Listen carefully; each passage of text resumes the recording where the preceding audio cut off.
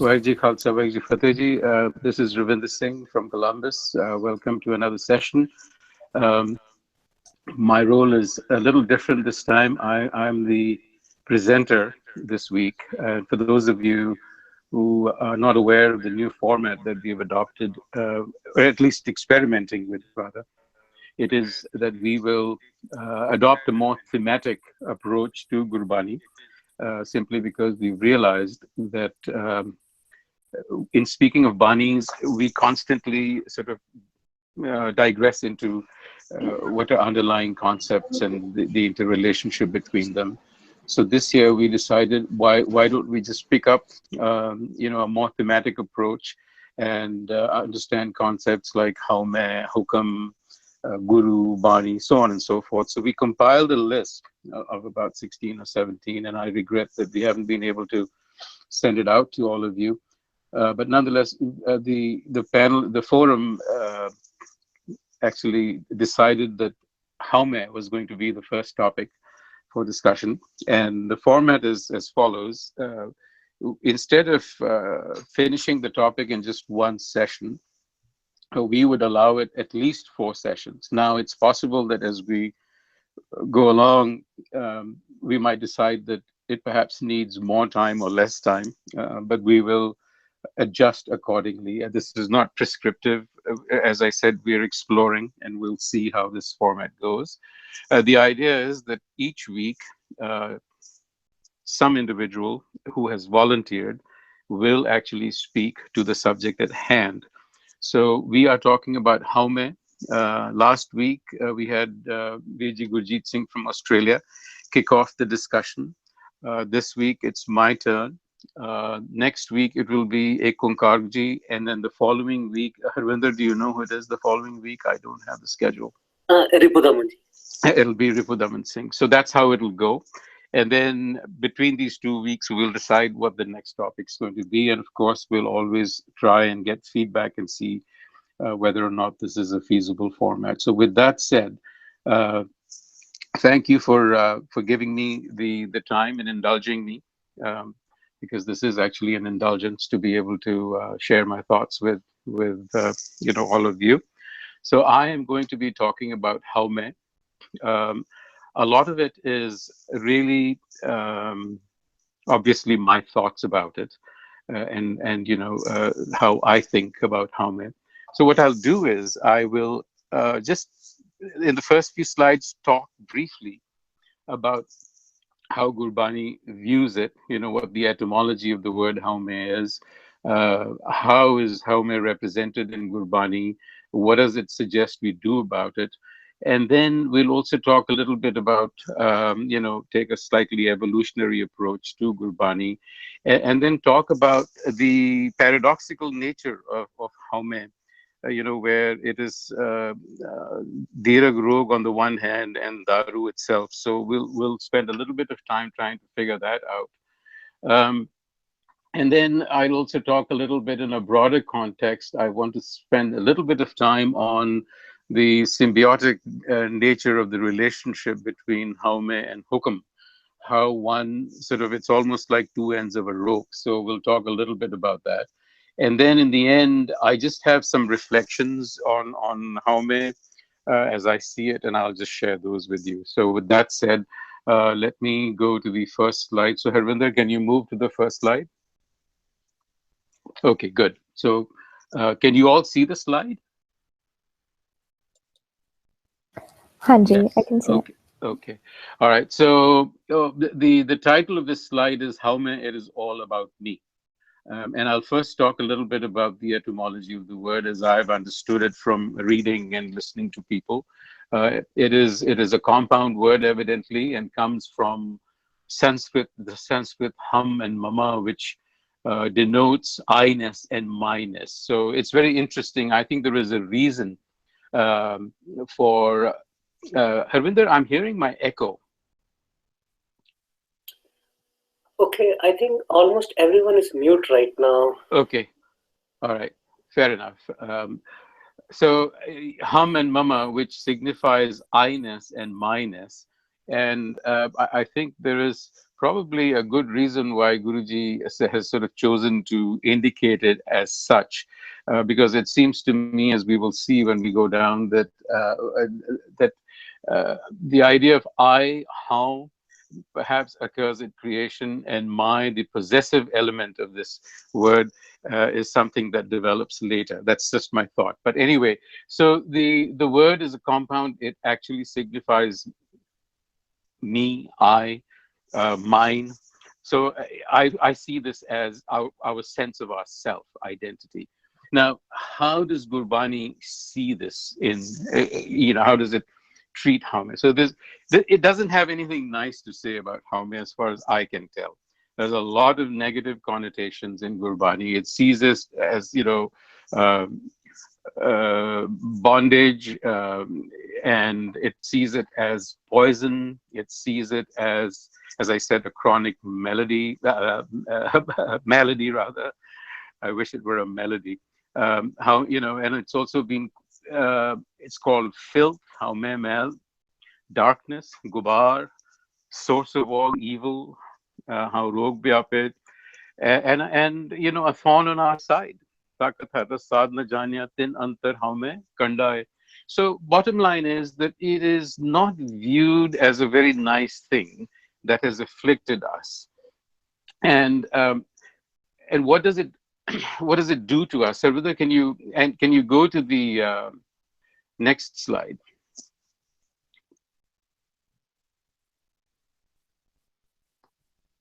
Are you there? Okay, good.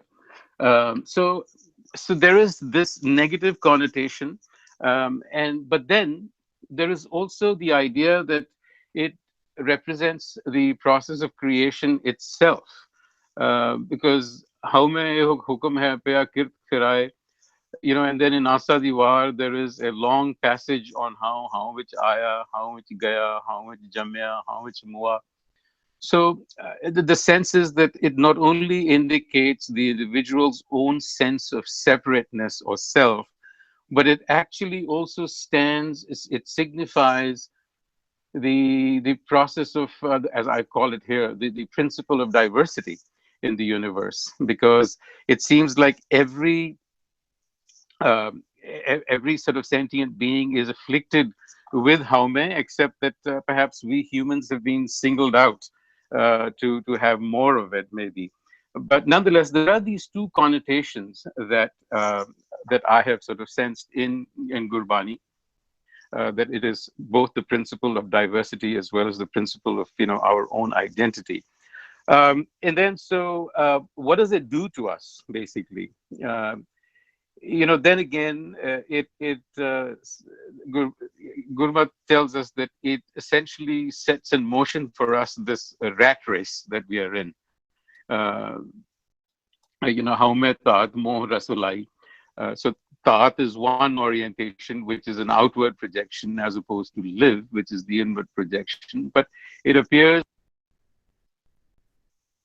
I was saying, what does it do to us? And I think where I was suggesting that it basically, what it does is it sets in motion this sort of worldly rat race that we are in. And because of Haume, then we are adrift, almost as if we are chasing our own tails. I mean, and this is really what causes the so-called bondage. And how kart bandhan mein parya, as Bani says, and we are all tied in it. And this is also referred to as the cycle of birth and death. This is what causes desires to arise, and it just creates a pattern, as I can see it. It's a pattern of desire that needs fulfillment, and so the cycle just continues. And as I said earlier, it seems as if Haume rog manu ko dina, that we were perhaps singled out for it. And then the next question is, well, how does Gurbani tell us to deal with it? There are many adjectives it uses. I mean, it uses mar, khoya, mar meaning to kill, khoya meaning to lose it, taj is to give it up, vichon jai, sort of remove it from the inside, gawai is to lose it. So I think the whole point here is that Gurbani is telling us that you're afflicted with some sort of a a virus, as I like to call it, and that is part of your creation. It seems like it's almost a necessary evil. You know, I mean, you have to have it in order to experience Maya, but it also misleads you. You know, param. It sort of leads you in the direction that uh, I guess the byproduct of that direction is that the world sort of moves. If you didn't have this, then there probably wouldn't be a world and all that goes on in it. Um, so I see that Harvinder is a slide ahead of me. Harvinder, do you want to move to the previous slide?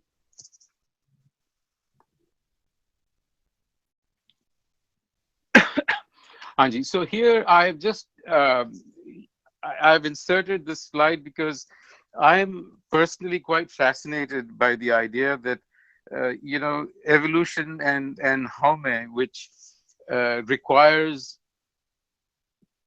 imagination, speech, as I called it here, is a very evolutionary process. So I often ask myself, I mean, Haume took thousands of years to actually emerge in humans as we know it.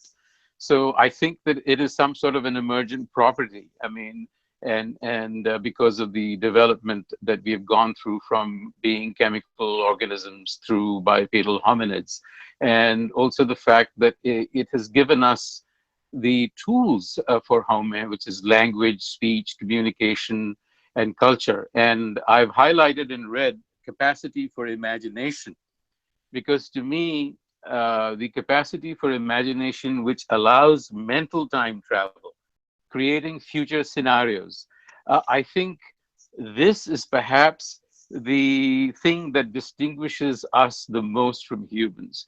Because, you know, at the end of the day, we are all living in our imagined realities. And within our imaginations, we can amplify our fears, our or we can also look the other way. So there are choices within our imagination.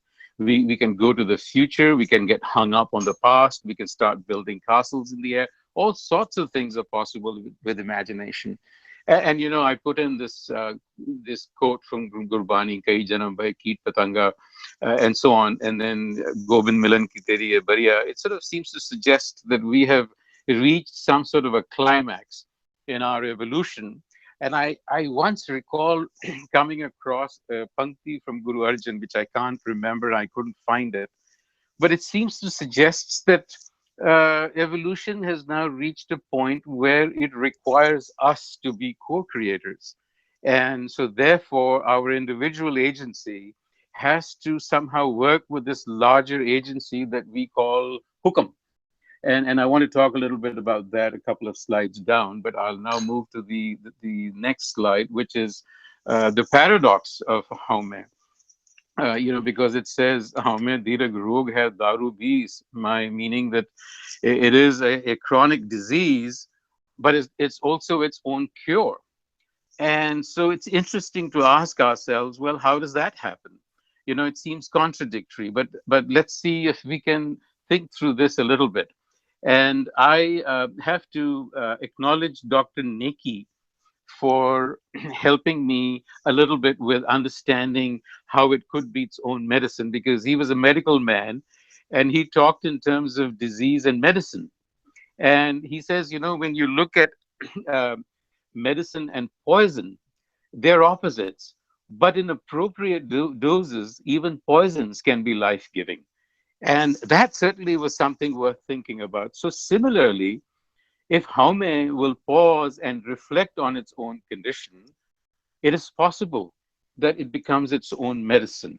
And I thought that was really a wonderful sort of way to explain it. And I certainly found it very attractive. So I think that is how, in measured doses, Haume can begin to lead you to where you need to go. So because Haume has to diagnose itself, uh, given that every thought that occurs to us comes from Haume, you just have to begin there. So somehow the challenge is, how do you take that first step? How do you actually get your Haume to begin to reflect on yourself, and then from there take it on? So I guess the way has been suggested in Gurbani in many ways, but I like the one that says Gyan Karagle Man se luje. Mansa mane samai hai. So I like the idea that, Guruji is saying, grab this sword of knowledge and just go at it, give it a go. So I think that is how probably we start with Haume, to begin to actually understand and treat it if it is a disease. And I have a few thoughts of my own in the end on whether it is a disease, or whether we get rid of it, or what does it mean to call it a disease. But I do believe that in the end, it is the mind that has to defeat itself. So I kind of liked the explanation, and I thought I would share it with you, that, poison in small doses can also be helpful. Um, Harvinder, can we go to the next one here? Okay, so a lot of you have probably seen this little U curve that I have on the right. I like to use this because to me it signifies, I've used this as a model for individual development within the Sikh framework, Sikh teachings. And so what you see is, it's a two-way game, as I say on the left. Tud jag mein hai, khel rachaya, which haume paya. So basically, you have to see it as a game. It's kind of a hide and seek. Tanpir kai ki sangvasa which haume peet karari. So I see it as a game and a hide and seek. But we do get caught up in our own web, the own web of our making. And so the point is, the reason I sort of wanted to share this you with you again is that, on the left is your conditioned self, which is your Haume, and on the right is the Hukum. And you want to travel from the left to the right, because the left is egocentric, the right is ecocentric, as I call it. But the thing is, you can't just go across. You really have to go down into the depths of your own mind. That is why it is indicated with a U. And I've used Gurbani terms there like jigyasa, live, and sune, which I consider to be the tools that we need, because some inversion has to happen. As I said earlier, your Haume is projecting outwards, which is Dhat. So all of the senses and all of your energy is sort of being pointed outward. You need to invert some of that and bring it in balance with live. You don't have to give up Dhat, mind you. You just have to you have to bring it in balance with live, which is turning inwards. And the idea behind turning inwards is simply this, that Sikh teachings tell us that Mantu Jot Sarup Apna Mool Bachan. I think what it is telling us is that you have within you latent possibilities that have yet to be realized. But you are so focused on the objective material world outside, which is being informed by some of these powers that you have, but you're not aware of it. Because your thought processes are bubbling up from somewhere, but you don't know where. So I think the advice is to get into this state called live, which is an inner centeredness, as I see it. And to do that, you have to start with jigyasa, which is curiosity, relentless curiosity. I guess that is part of the first process, is how do you really start this whole thing. You have to become curious about the world around you, and that will then create a sense of wonderment, smart. And then you begin this journey inside. And I put Sune in there because I think that is Guru Nanak's methodology. That is the tool for your inner engineering that you have to use. This is paying attention to your own attention, so you can transform your own perception. So in any case, I don't want to dwell too much on this. I've already taken up about 15 minutes. So the point is that you need to travel inwards in order to climb up to Hukam on the right side. And as you reach the inner depths of your being, I call it presencing, which I call Naam. This is feeling to be in the presence of this thing that Gurbani calls Naam, although we won't go into a discussion of that. But I think it is, as Uncle Ranveer Singh Sandhu once told me, he sees it as a generic term for all there is that is. And I think that is a very valid way to look at it. So as an individual, Haume approaches Naam, certain things begin to happen.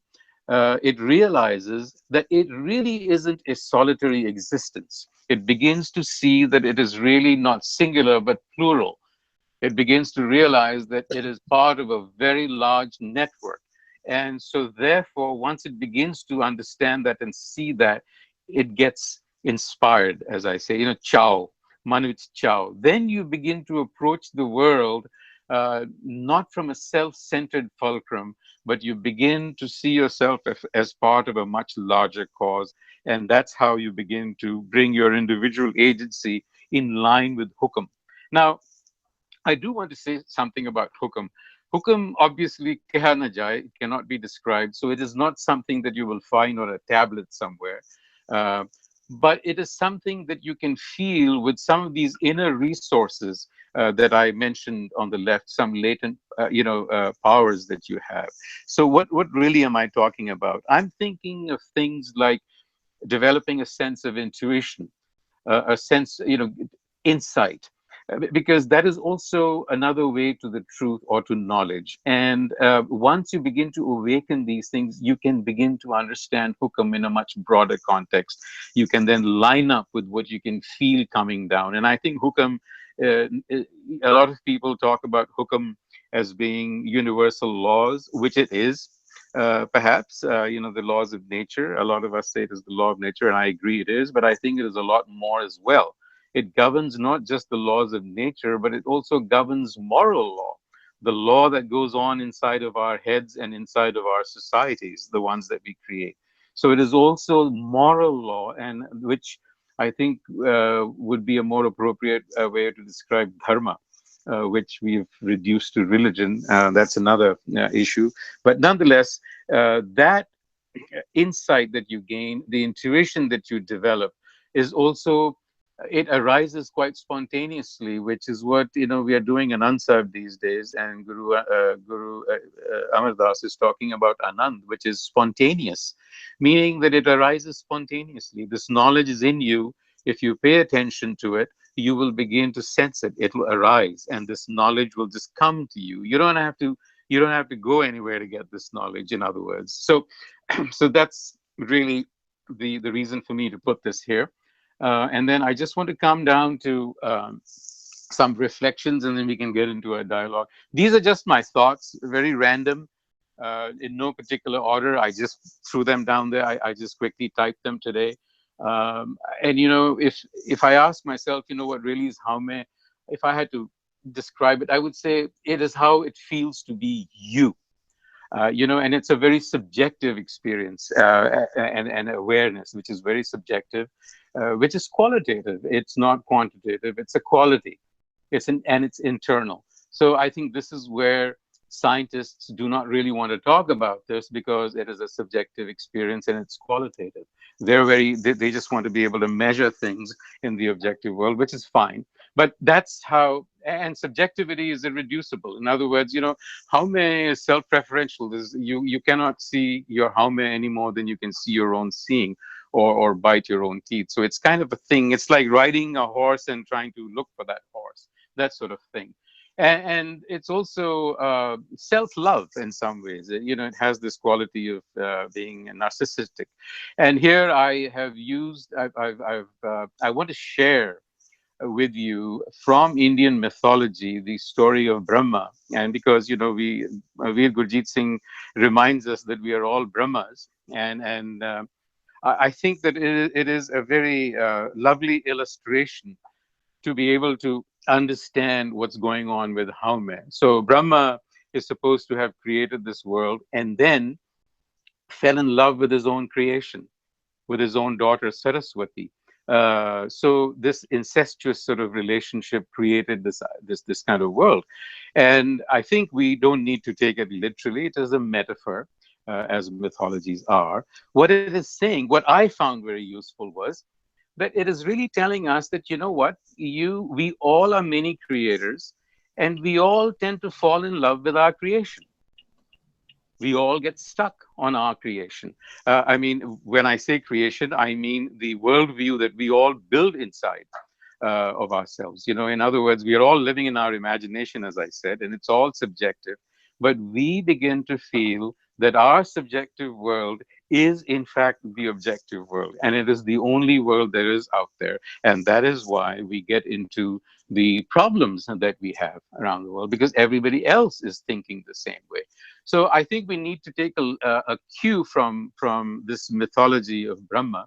And there's another very interesting thing about Saraswati that I want to share with you, because it shows her holding a book in one hand and a single string lute on the other, an iktara, and she's riding a huns, a swan. And again, the meanings are very appropriate to what we are trying to do. The Huns, which has the capacity to distinguish or to separate water from milk, represents our analytical skills. And the the book that she has represents scripture, smriti as they call it, and the iktara represents shruti. So the way I see it is that what we are doing is actually engaging with a scripture, for want of a better word, smriti.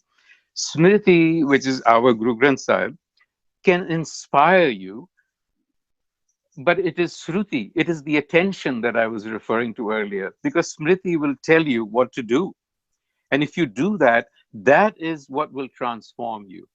That is what will transform you. So I thought I would share this with you. I know that a lot of us are allergic to anything that starts with the word Hindu, but I would recommend that there's no harm in actually looking at this broader, wider Hindu culture, because our Gurbani is full of references to it, and so we need to take. So I think this is a good illustration of how we get stuck up on our own creations. And as I say below, it's our own imagined reality. And in the end, I want to talk about Maya just a little bit. Maya, also has a bad name. We are constantly being told that we ought to withdraw from Maya, we ought to get away from Maya.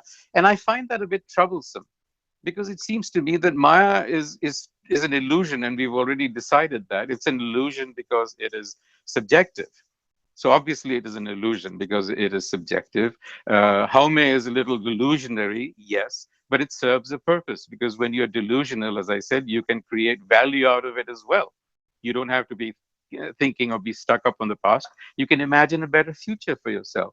So Maya is also something that can be measured, which is the objective world, and it's also magic, which I think of as imagination. So my point is, I think it's not so much that we have to get away from Maya, quite the contrary. I think we have to really plunge into it, but with the awareness that we are engaged in a game, karte khel rachaya.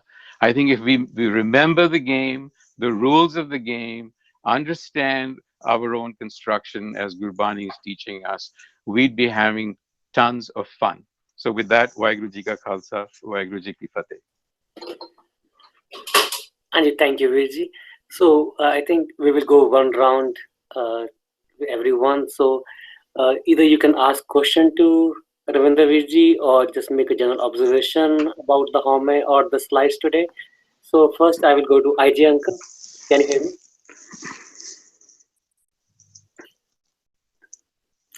I think I saw him getting dropped. Anji. That's okay. He doesn't need to comment. He and I talked so much, he probably felt he was talking.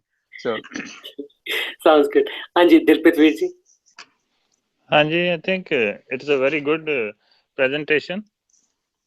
So, Ravinder Viji, where I got little bit stuck was that you said it is part of our own creation, and then we need to have it also to keep the world running and lose it. So, if everybody loses their home, then will the world stop running? well, I don't think that you can lose your Haume, because it is necessary. It is a necessary evil, as I said earlier on. It is a necessary contrivance. It is like a tool that you need to function in this three-dimensional world, but it has possibilities in it. So losing it would mean losing your identity, which I don't think you can. But you can harness it. It's like a wild water. You can. So the emotions that you feel, kam, krodh, lobh, moh, ahankar, can be transmuted into compassion, into love. So it's the same Haume at work here. That's how I see it. I don't think it's a question of, when we say killing it, I think we are talking about killing the negative aspects of it. And the way you do that is to try to understand its true nature, its possibilities. Okay, so that's all I had, I think. Thank you. Anji, thank you. Thank you, Virji. Anji, Vinitji. Fateh, everyone. Thank you, Virji. This was very interesting because I think I've also attended a webinar um, Yep. by yours truly on this topic. Hmm. Hmm. So it's nice to reflect on some of these things. But what stood out to me was when we were talking about development of cognition, especially in humans. Hmm. And you mentioned that Haume could be somewhat of an excessive, could be present as an excessive trait in humans. And when we notice similar traits, maybe in other species, and they don't tend to like excessively hone in on this Thank you. neocortical developments that humans have an advantage or edge over, Hmm. they might be causing the Haume. I think I don't know if I've processed it enough already, but that's very interesting.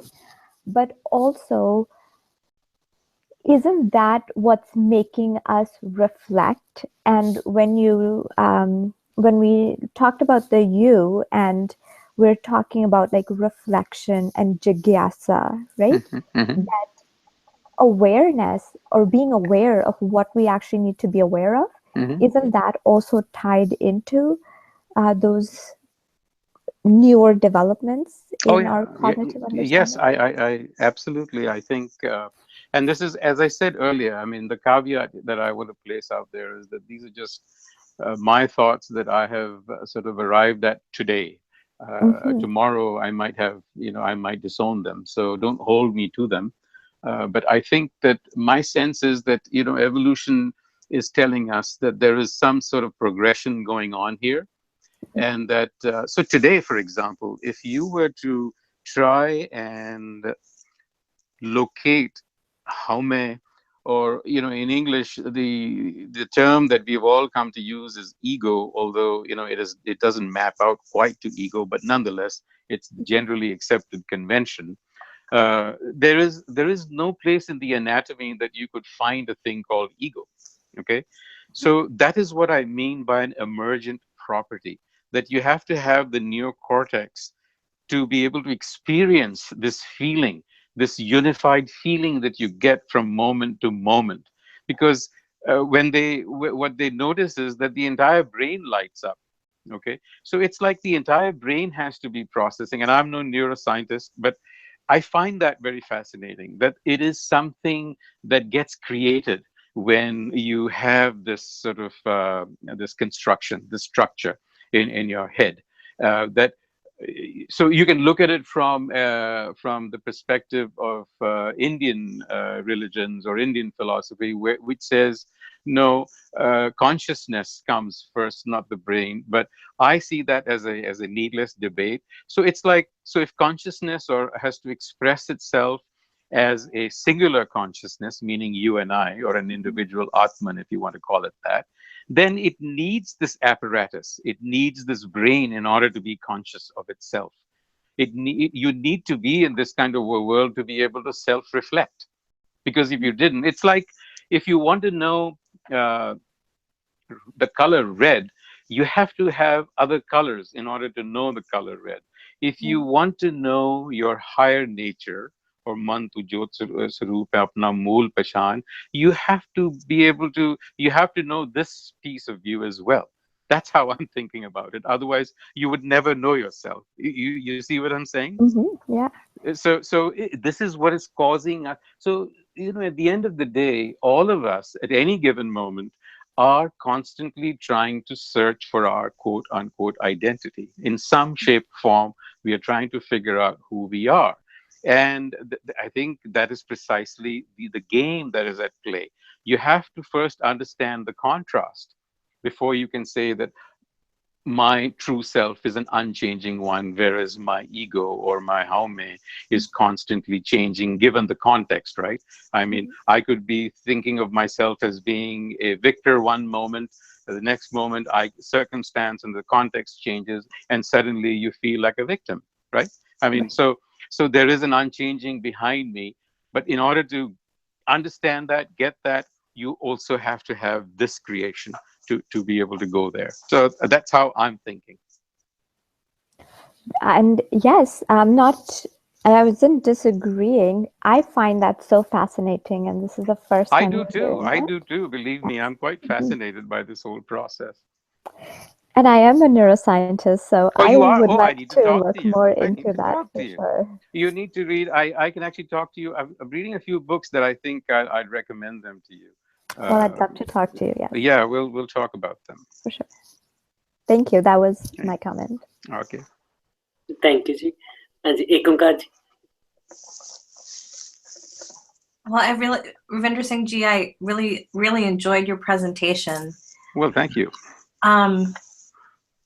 I keep going back to the dynamic tension between Haume and Hukam.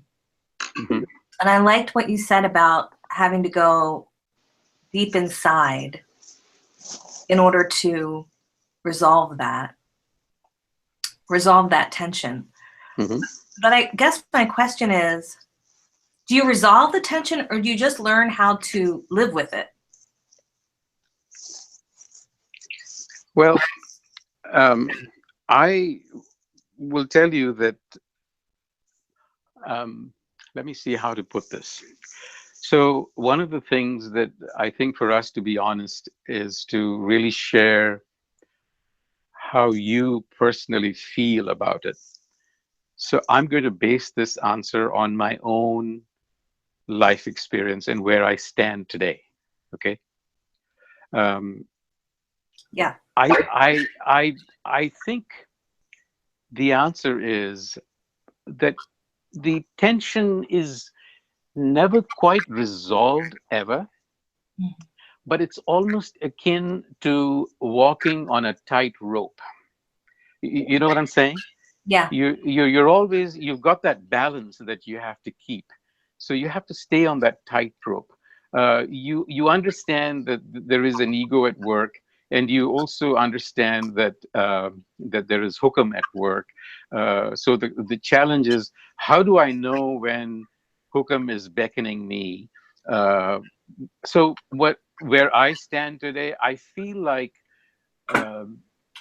I don't feel Hukam coming in my intellect. I feel it coming in my hands, in my body.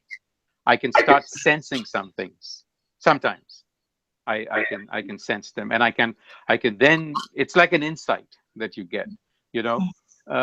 And this applies to small things, to large decisions, to directions in which to move myself. But I feel that the tension, you can be in situations where the tension is resolved, where your individual agency is completely lined, and you're feeling, the expression being in the flow. You're in the flow, and then you might hit a rock here or there, and eddies and so on, and that happens.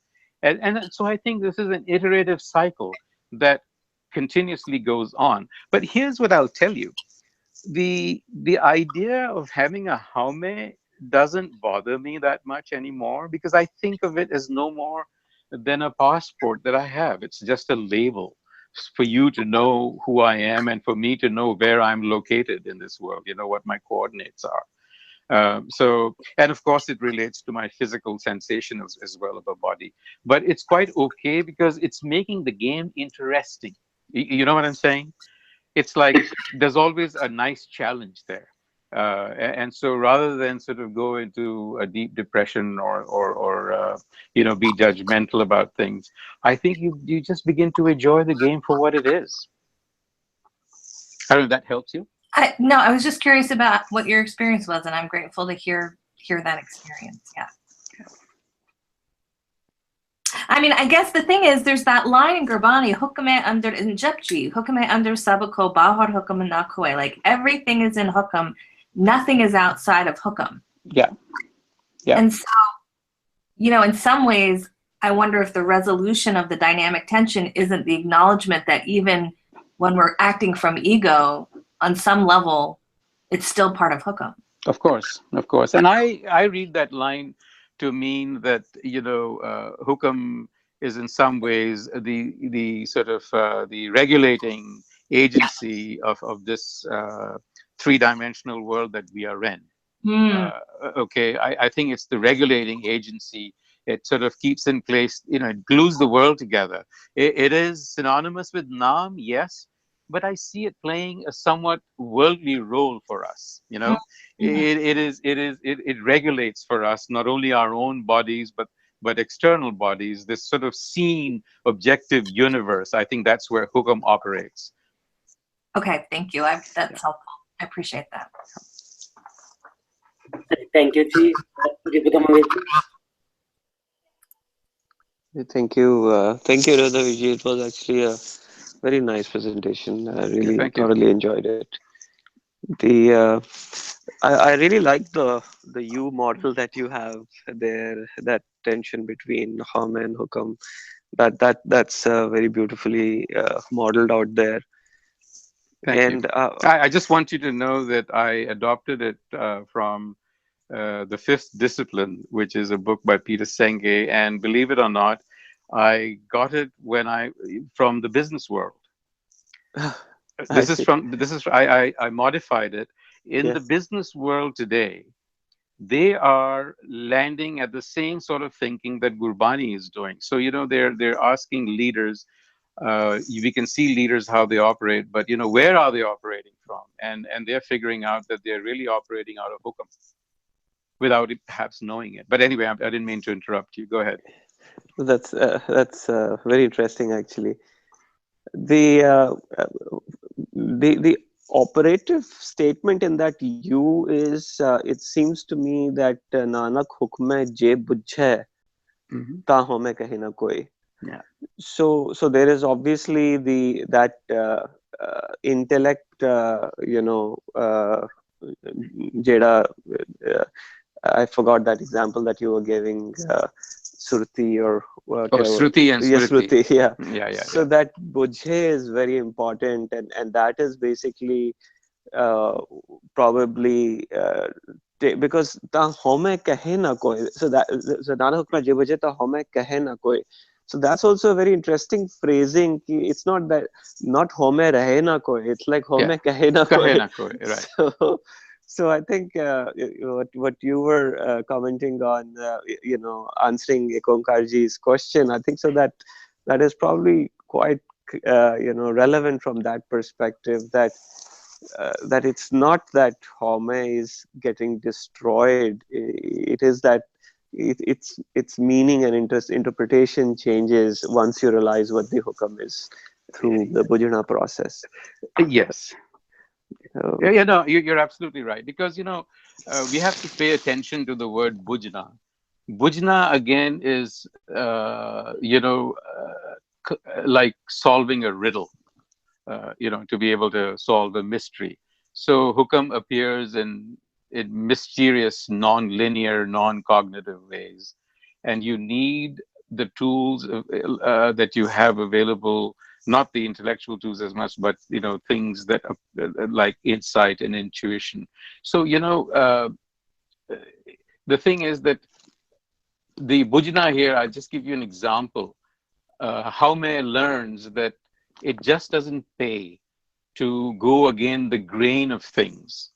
So in ordinary life, what is happening is that we are flailing our arms trying to swim upstream. So to bujofy hukam simply means that you have learned not to swim upstream, that you have learned not to go against the grain. You follow what I'm saying? And once you do that, then things become effortless. So the trick is, how do you begin to bujofy hukam? How do you, and that I was saying comes to you into your entire being. If only, in fact, we all get insights, all of us. have insights into things, but we dismiss them in our ordinary life. You rely more on your intellect. And, I will also say to you that the intellect associated with memory, what happens is Haume will extend your misery even longer. Because what happens is, let's say somebody is, slighted you in some ways. You feel angry, right?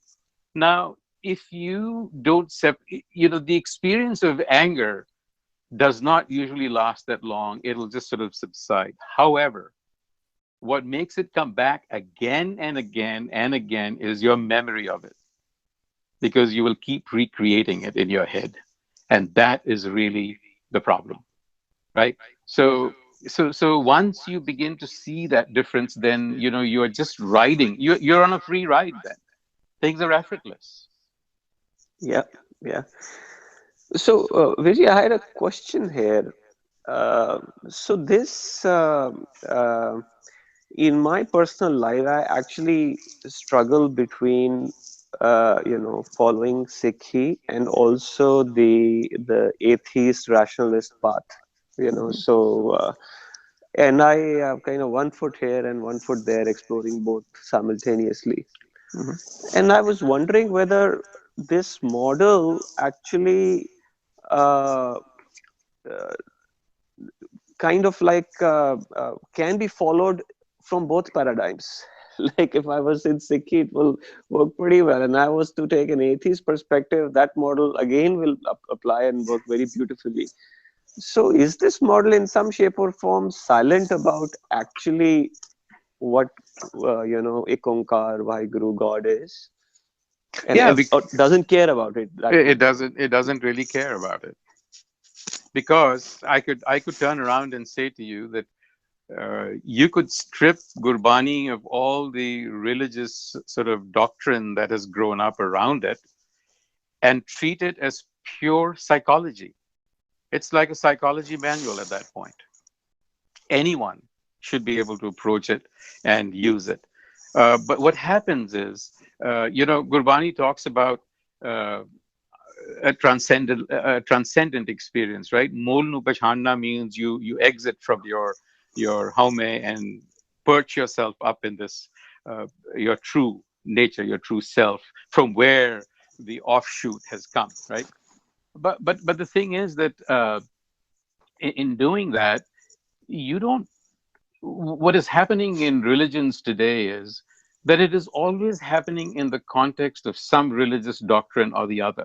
Okay, and that's where subjective reality comes in. So I will tell you that the guy who's ready to go and kill today in Syria, for the cause, he's probably at some point feeling the same sort of feeling of self transcendence, because he feels that he's fighting for a bigger cause.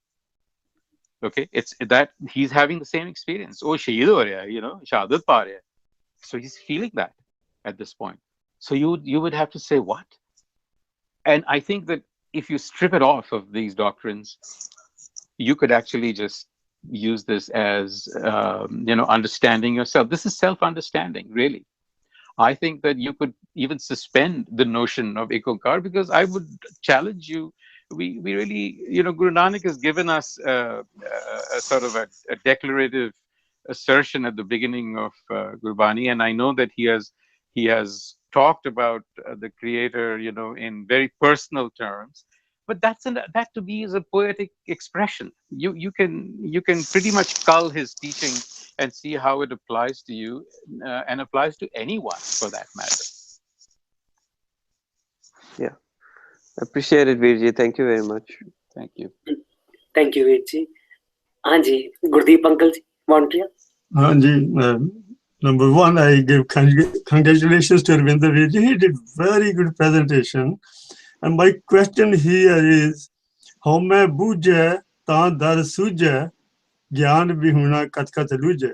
How do I know how much Haume I have? It has to be known by myself, or the other people have to tell me. If I'm saying something, my friends or anybody else who's listening to me, he can tell Gurdeep, you were talking your Haume. We couldn't get much out of you. But how will I know what is the percentage of Haume I have within me? if I can utilize it in the good way, as Ravinder Vidi said, yes, it's a partly Amrit and the poison is the same thing, depends where and how much you use it. He's very right here. So my only question is, how do I know what I'm doing or when I'm talking or anything? Is it speaking by Haume or a lot of Haume or small Haume? Well, this is my question. Please, if you can explain me on that. I will only try to. I also want to say that I'm obviously not the oracle. I just have opinions. So here's my thought, Virji, Gurdiji. ਹੁੰਦਾ ਕੀ ਹੈ that in our general conversation ਜਦੋਂ ਸਾਡੀ ਹੁੰਦੀ ਹੈ, when we talk and when we say, oh, in Punjabi, excuse me, Konkarji, when we often use the expression that someone's full of haume or pride, we'll say bada hankarya hoya hai, ਇਹਦੇ ਚ haume badi hai. Now, more often than not, what I find is that the person is simply being rude or uncivil. He's not, so it has nothing to do with haume as such. So if someone speaks to you rudely, you would say, this guy is full of haume. This is what we normally do. So as far as outside people are concerned, I think they're more concerned with how civil you are. I think the true way of looking or where you are operating from is certainly going to come from yourself. And I think the test there is this notion of karta bhav. Whether you think that you're acting, which fulcrum are you acting out of? And that only you can know internally, where you're acting out of, because it's very easy to deceive others or to fool others, but you can't fool yourself. That's good. Thank you. Thank you. Thank you, Uncle Ji. My question is. Anji, Ranbir Uncle. No, I'm glad I got a chance to compliment Ravinder. It was an excellent presentation. Thank you, Uncle. Thanks to you, Ashirwad ne. I've sat with you for many years and talked these things through. Yeah, the discussion was also very enlightening. But I think the problem is simpler than what we think. When Guru Sahib tells us, Je hukme pujhe haume kahe na koi, if one understands the hukam, then nobody will say that I do things. It's Jai Khinchete Jai, Guru Sahib says that. And Nak Nath Khasm Hath Kir Take De. All that happens in this world, all that happens to us and between us is driven by hukam. And Guru Sahib tells us, and I'm quoting Guru Granth Sahib from page 1009, Rag Maru Guru Nanak Sahib, Haume bik paye jagat upaya. Paramatma, God created the world and put Haume bik, that poison of Haume, in it. And when he says jagat upaya, it includes all creation, not only humans, but I suppose we don't yet know whether animals think of themselves as individual, different from each other and different from everybody else. We have no way of knowing that, but human beings do. But then Guru Sahib tells us, Sabd vase bik jai. When the Guru's word settles in our mind, then this poison goes away. And then Guru Sahib tells us, Jara jo na sakei, sach reh liblai. That these people don't get old, Jara means just old age, and they are absorbed in love of God. And then he goes on to say, Jivan mukt suakhiye, jis vichon haume jai. And once haume goes out of one's mind, then he's Jivan mukt. He's got over Kam Krodh Lobh Moh Ahankar and the influence of Maya. So I think this tells us a whole lot about Haume. We are given this identity, feeling of identity. And at the same time, Guru Sahib tells us, and I quote, from another place in Guru Granth Sahib. जिसका तू तिसका सबको. I think I belong to God and I'm in tune with God and I'm part of God. Let's say I understand that. And now I'm capable of accepting Pana, that whatever happens is God's will. And whatever I do, it's God's will. What others do to me, it's God's will.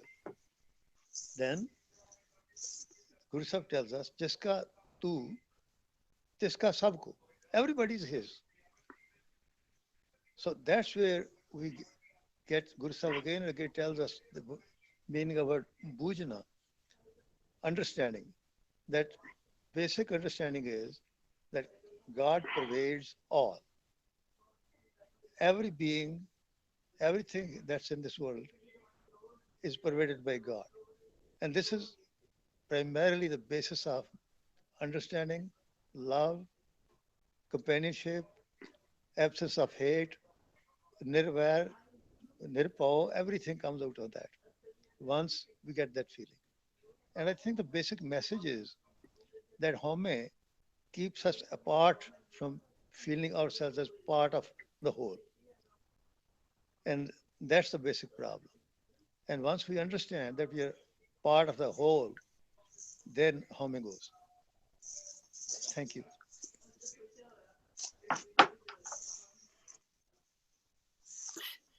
And thank you, Uncle Ji. Anji, Gurjit Veer Ji. ਹਾਂਜੀ ਵੀਰ ਜੀ, ਵਾਹਿਗੁਰੂ ਜੀ ਕਾ ਖਾਲਸਾ, ਵਾਹਿਗੁਰੂ ਜੀ ਕੀ ਫਤਿਹ. It was an excellent presentation, so well done, Ravinder Veerji. Thank you, Veerji.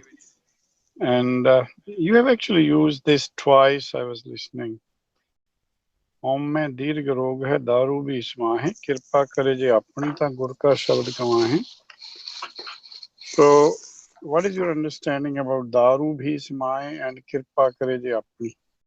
On, because I think you have used this shabad in this context. Yes, I have, and I will tell you that what I said there was that this was the explanation I gave was something that came out of discussions that I had with Dr. Jaswant Singh Neki. So I used his example because I was struggling with how does this become its own medicine.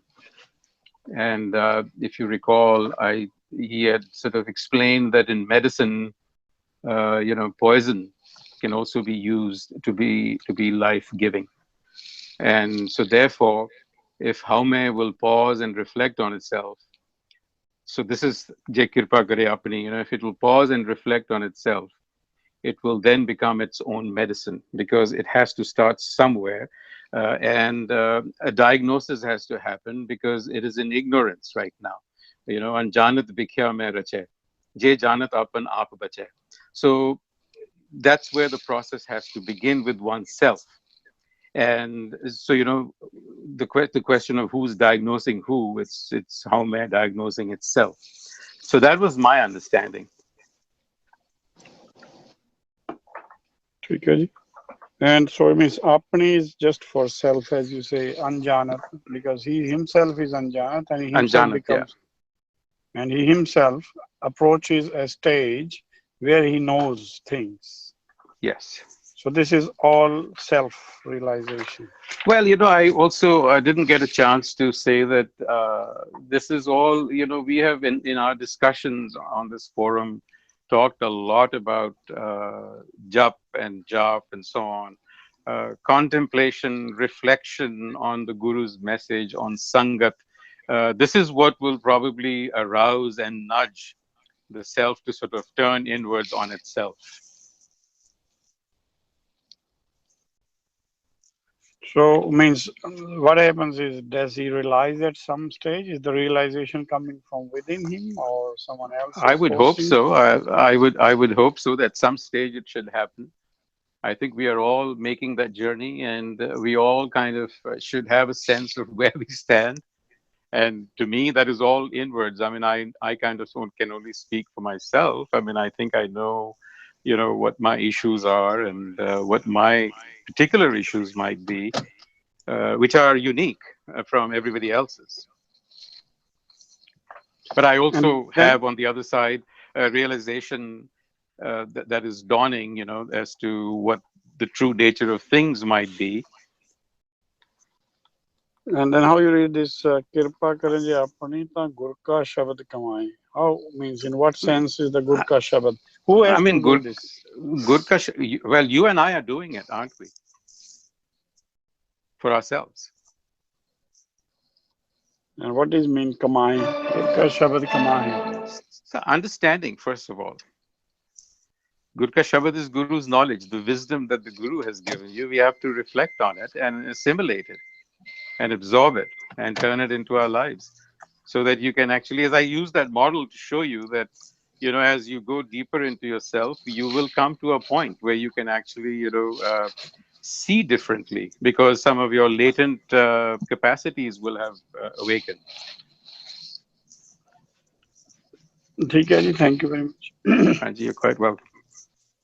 Thank you, Viji. I think, thank you, Ravinder. Thank you very much, all of you, for listening to me for so long. I think I'm terribly boring, but nevertheless. It was very interesting, and I think we'll continue on the same topic next week with Ekonkarji. Yes, I look forward to it. Khalsa,